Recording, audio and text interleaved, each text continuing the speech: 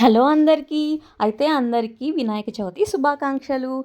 మీరు వినాయక చవితి ఎలా సెలబ్రేట్ చేసుకున్నారండి? మేమైతే వినాయకుడికి మంచిగా పూజ చేసుకొని, అలాగే ప్రసాదాలు అవి తినేసి మంచిగా సెలబ్రేట్ చేసుకున్నాము. ఈవినింగ్ అలాగే గుడికెళ్ళామన్నమాట, వినాయకుడి గుడికి.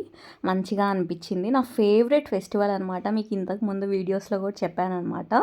ఈ అందమైన డెకరేషన్ అంతా కూడా మై లవ్లీ బ్రో, నా తమ్ముడు చేశాడనమాట. నేను కొంచెం హెల్ప్ చేశాను, చిన్నవండి.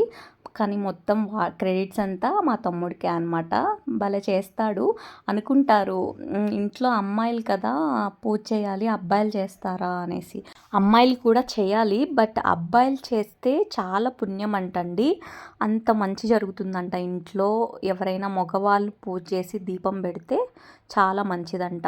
ఈ విషయం నేను కూడా రీసెంట్ టైమ్స్లోనే తెలుసుకున్నాను. మీకు కూడా చెప్పానన్నమాట.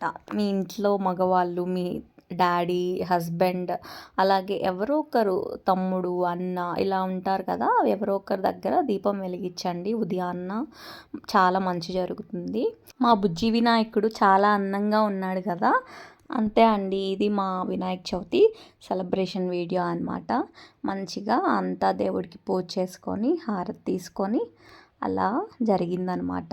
ఇంకా తర్వాత ఇంకొక వీడియో కూడా వినాయకుడిది పూజ వీడియోనే వస్తుంది. ఏంటంటే ఇది మా అమ్మ వాళ్ళ ఇంట్లో. ఇంకొకటి నానమ్మ వాళ్ళ ఇంటికి వెళ్ళాము, ఇక్కడ పూజ చేసుకొని అక్కడ నానమ్మ వాళ్ళ ఇంటికి. సో అక్కడ కూడా వీడియో తీశాను. సో అది నెక్స్ట్ క్లిప్లో వేస్తానన్నమాట.